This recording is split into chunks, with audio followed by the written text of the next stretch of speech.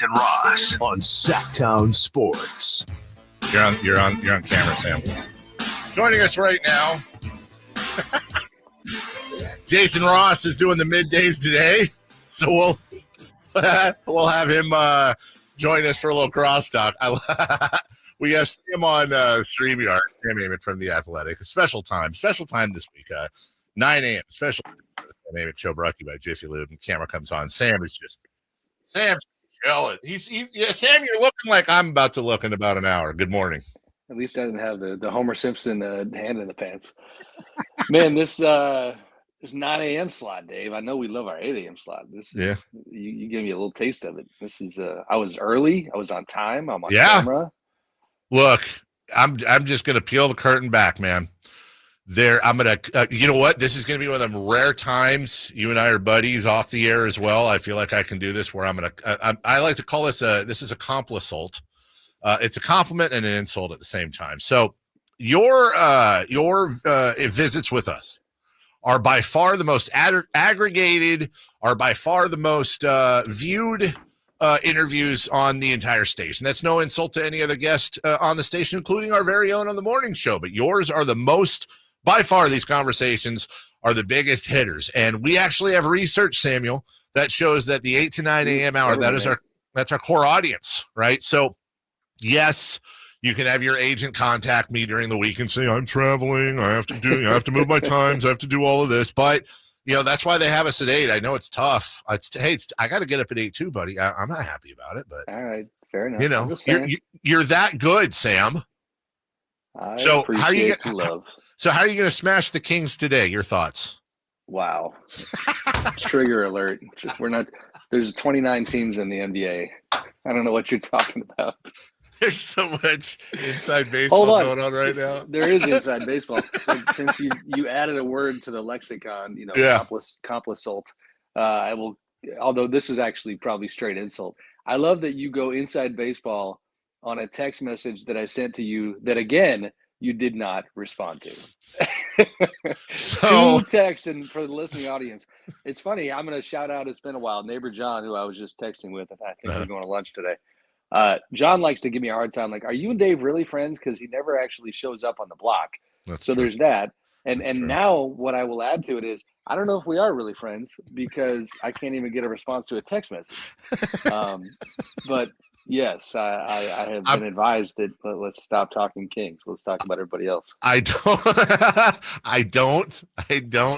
The first text I didn't respond to during the week, that was when you were asking if we could push things back. You texted me Wednesday at 7:07, and then I think I got back. Oh, no, I'm sorry. I apologize. You texted me Tuesday at 11:22, asking if we could do Friday. I followed up with you Wednesday at 7:03 saying, my bad, dude. That's cool. Then yesterday, I won't read the text, but you sent me a text. I won't read the text. You sent me a text at 2:52. Now, here's the thing. Tuesday, 11:22. Then the follow-up was at 2:52. This is the God's honest truth. The worst times to text me are between 11 and 3 during the week, because that is nap area. Sleepy time. Okay. That is sleepy time. So what happens is I wake up. Now I don't sleep the all 4 hours, but sometimes I take a nap, right? Get to sleep at 11:30. Sometimes I can't get to sleep until 2, but I try to take a nap. I wake up, tons of texts. I get distracted. It's my fault. I think we should do the whole interview about. We should do the whole interview about this. That way we won't get aggregated. Today's Doug Christie's birthday. He turns 55. Yep, double nickel, Jason Williams. And we were talking earlier today about what to get Doug for his birthday, if you could, from a basketball standpoint. He, of course, has Mike Woodson. He has Scott Perry. He has B.J. Armstrong.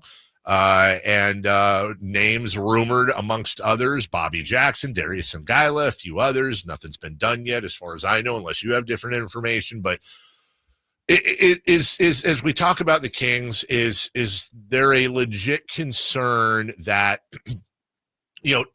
Doug will get the staff he wants and needs, whether that's X and O veteran guys, perhaps like Mike Woodson, and any color you can give us on Mike's background, Mike's head coaching, him coming in, any of that would be appreciated as well. But is that really the thing now, is getting Doug the coaching staff he not only wants but needs? Yeah, I mean, obviously with Woodson, with Woody, you add, a veteran voice. He's been out of the league for a bit, was at Indiana.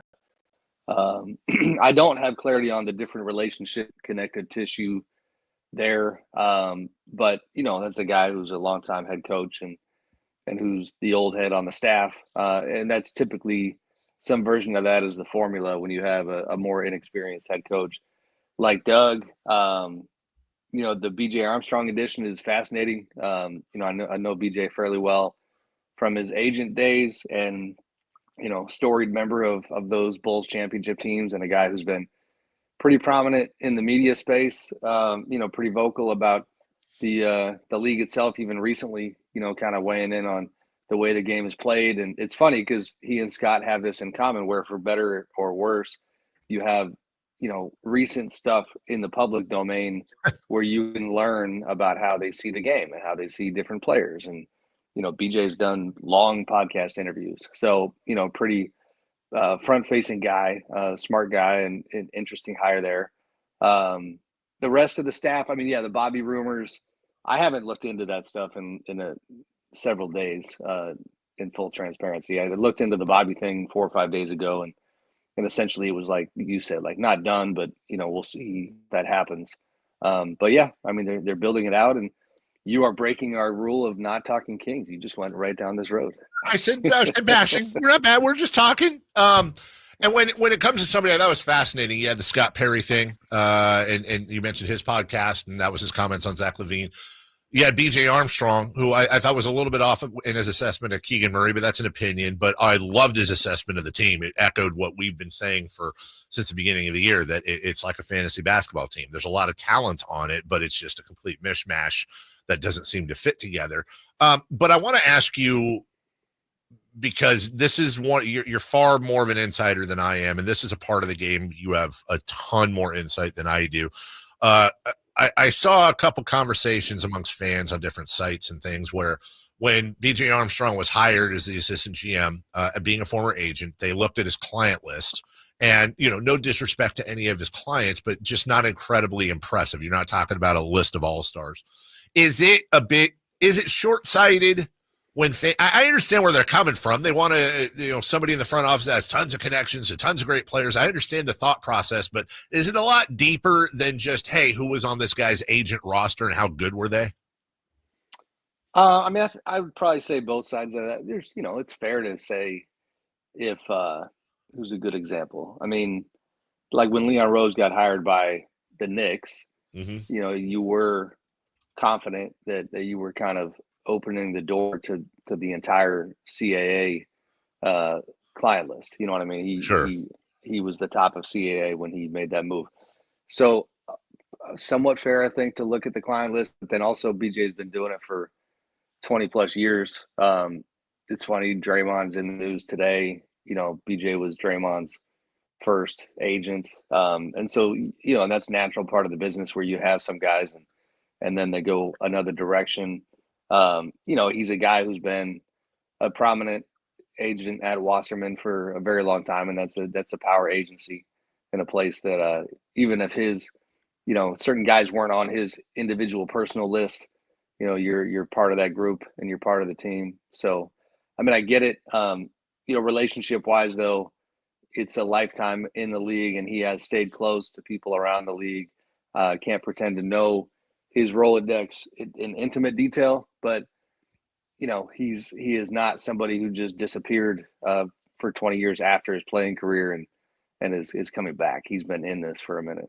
So let me go off the beaten path, and feel free to pull me back on. So, when you look at BJ Armstrong's client list, he had Derrick Rose, Bismack Biyombo, Larry Drew, Isaiah Collier, Josh Jackson, Pooh Jeter, former King, etc. Not names, with the exception of Rose, and this was later in his career, I believe. Doesn't jump out. But you mentioned and rightfully so, that BJ was part of the Wasserman Agency, which is a power agency in the NBA. Also, I believe is the agency that represents Domantas Sabonis.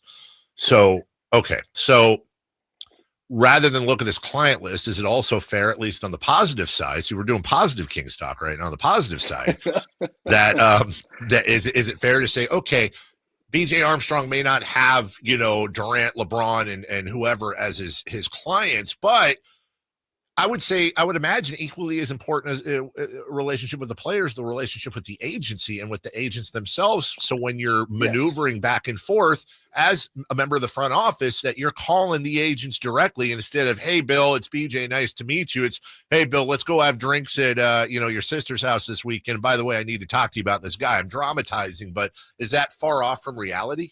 No. I think that's important. I mean, first of all, as a baseline commentary, and I'm not trying to disparage the position at all, but he's an assistant GM. You know what I mean? Right. So if you're gonna like have this level of scrutiny and critique for BJ getting this job, then let's pull out the list of all the assistant GMs in the league and see if fans have anything to say about all those different guys who are mostly anonymous when it comes to the league at large. The agent thing you're hitting on is fair and accurate, and it, I think, probably fits in nicely with, as you remember when Scott Perry had that 3-month run with the Kings before, his ability to, at that time, to connect with agents relating to the draft was one of the wins of his tenure, because the Kings, reputation at that point was so bad that you had prominent draft picks or guys that were projected to be lottery picks, not wanting to work out for Sacramento,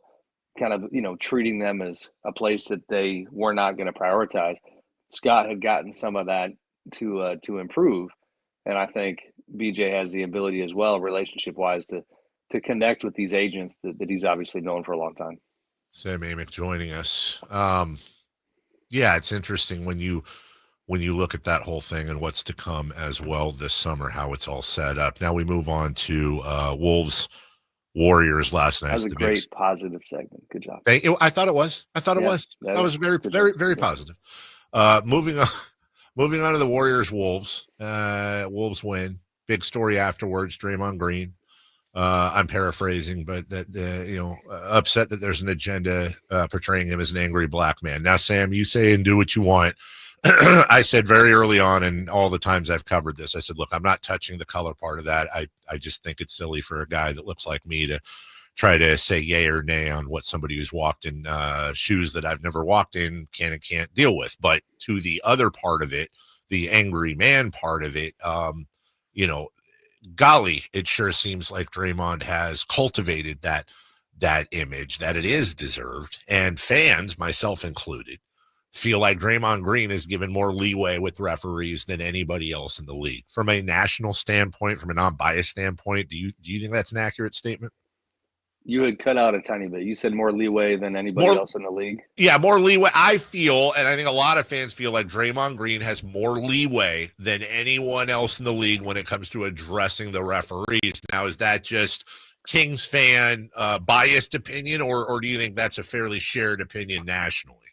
I think it's kind of ebbed and flowed. I mean, years ago, there was a stretch where it did seem like, because of his reputation, if he breathed wrong, it was another tech. Lately, I think it's gone the other way. I forget which game it was not too long ago when the officiating crew, did a fascinating job of like whistle gymnastics, if that makes sense. To flagrant versus technical. Not throwing him out. Yeah, that was rockets. I actually ran into a ref recently that I had a fascinating discussion with, we will call it on background because no names attached, but about dealing with Draymond. And I thought it was really interesting because the first thing they highlighted is how smart he is. Mm-hmm. But obviously he's fiery as well.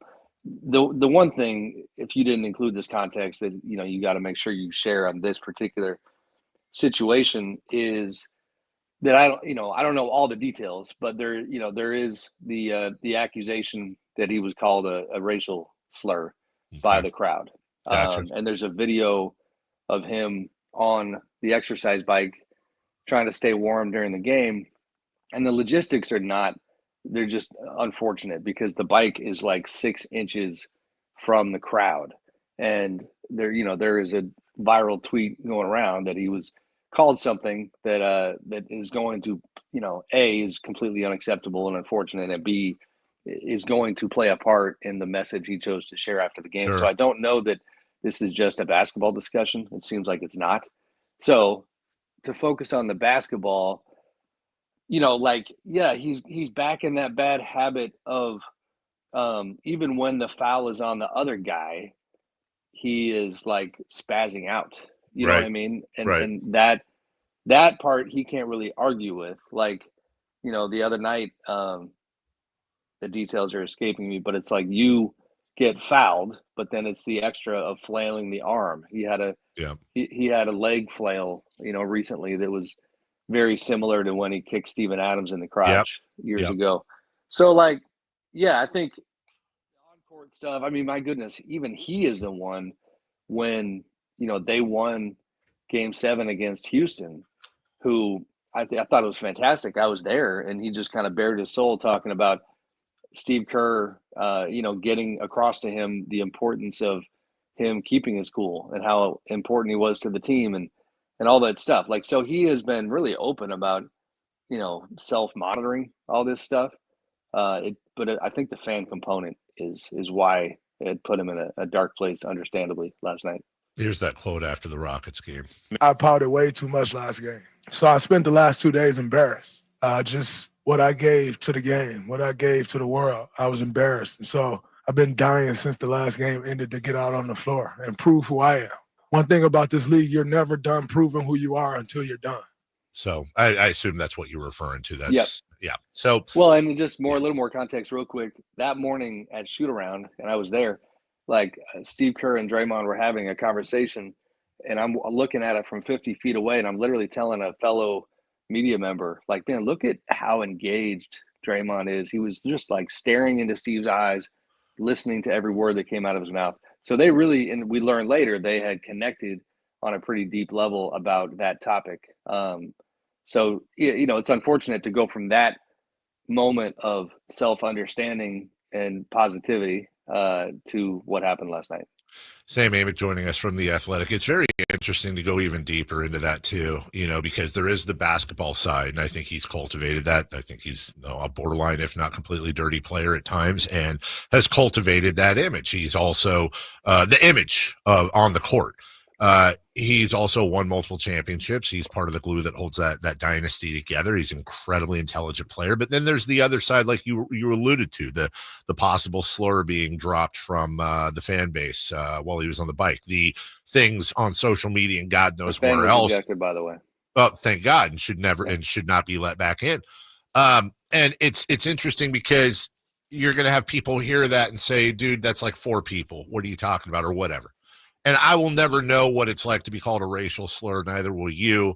But I'm just trying to think of something certainly not comparable, but that would trigger me. If somebody said something about my kids, I would be instantly triggered. And it doesn't matter if it's 5 people or if it's 5,000 people. It's below the belt. There's no room for it. And we don't see. It's an interesting position. I know a lot of people, including myself, want to not stand in front of Draymond Green because of our basketball feelings. But from a human point of view, like a lot of times, and you've heard stories about this, Sam, far more than I, but I've heard stories about the things that they see, the things they deal with, the things that we don't know about that get put in front of them, whether it's live or whether it's on the internet or sent to their house or yelled at them from a car.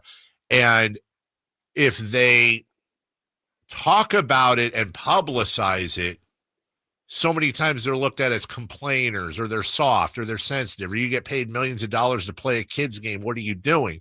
If they don't, who can blame these people as human beings for seething on it and having it come out at different moments? So it is a very interesting other side you do bring up to that. And as I said, it'd be silly for me to opine against what he's saying because I haven't walked in his shoes, but it's certainly a lot deeper than basketball on the floor, obviously. No, I mean, that's all well said. I mean, I'll add a little bit of a macro backdrop, and this is a pet peeve of mine in these playoffs. I'm going to come off like I'm, 77, not 47. But I'm really tired of hearing the fans yell "F-U" insert name here. Yeah. And it's the only part of the playoffs that I've just not enjoyed. I'm not G-rated, but like that stuff and that energy sucks, and it's funny when I was in OKC, credit, not to go down this road, like the Bible Belt or whatever you want to call it. I was like, at least like that crowd they're literally chanting free throw merchant at Nikola Jokic, which I thought was hilarious. Like, let's do more of that. Yes. But if you're Draymond, and now as time has marched on, you have this reputation, but now you also have like not only kids, but you have kids that are old enough to hear all this stuff. Like the guy's got a family, where the part of me that does empathize as a dad is like, even though it's part of it, like damn, like if 18,000 people were chanting "F-U Sam," like that's part of the energy that he receives all the time. And then just generally speaking, and maybe some of it deserved, but I don't think on that, level. These playoff games, Dave, like, I forgot how intense they are. And I mean, like, so I sat in OKC. It was so much fun. I got a good seat. Media a lot of times. Sometimes it's the top of the lower concourse. Sometimes it's in the corner. OKC has a handful of seats that if you get lucky, and I wrote about this, like you can sit literally like the old days in Sacramento, courtside. Yeah. And so as much fun as it was to watch the game from that space, it was also this reminder of the incredible intensity. So if the other night it was positive. It was just a basketball game and I enjoyed it. But I've had times in the past, not to make it about me, like I got into it with a fan one time, probably a decade ago, where I was on deadline trying to do my thing. This person figured out that I was based somewhat in the Bay, and they basically started yelling at me like I was a Warriors fan. Wow. And like literally now we're like nose to nose courtside where like this happened. And the intensity is the thing that sticks with me, because these players are trying to do their jobs. And then obviously at different times getting triggered by inappropriate things that are getting thrown their way. I think there's a billion ways to get at a player, especially we got to sign off here, but we had one of our listeners that was chanting at Draymond Green at the play-in game last year.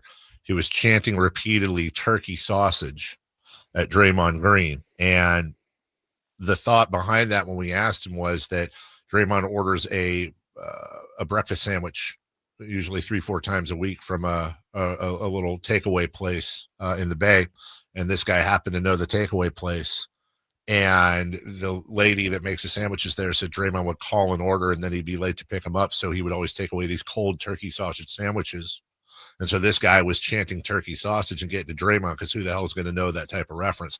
I'm here for that. I'm here for chanting turkey sausage at Draymond Green when nobody knows what the hell you're talking about. But when you start saying F you or, your kids or your family or God forbid something racial or that's since we're getting clever, you know what I came up with? I think if you pick your least favorite player, find out what shows they're binging. And then scream like spoiler alerts during the game.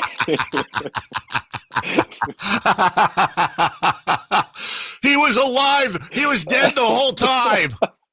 We might have to do that for the first Warriors game. That's awesome. Good job, Let's Sam. get more clever people. Look, what a wonderful, insightful, depth-filled, creative. Actually, that might cause a fist fight in the stands. Hey, I'm watching that too. Just the whole segment on the first day of the American Pope, and look what we did. Positivity, baby. Chi-Town, stand up.